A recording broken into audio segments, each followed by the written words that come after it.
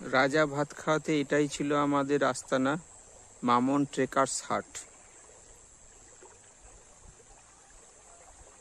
সামনে এই মাঠ, আর তার পাশ দিয়েই বয়ে যাচ্ছে বালা নদী।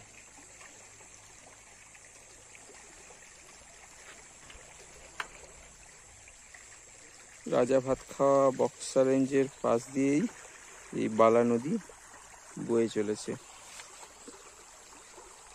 এখানে নাকি রাত্রেবেলা হরিণরা জল খেতে আসে, হাতিরা জল খেতে আসে, তবে আমরা কিছু দেখতে পাইনি। আজ শুক্রবার 17ই অক্টোবর। আমরা আছি বক্সা টাইগার রিজার্ভের প্রবেশদ্বার রাজা ভাত খাওয়া বলে একটি জায়গাতে। সামনে দিয়ে বয়ে যাচ্ছে একটি খোলা বা ছোট নদী।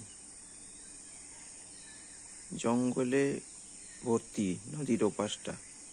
সকাল হয়েছে আর পাখির ডাকে চারদিকটা মুখরিত।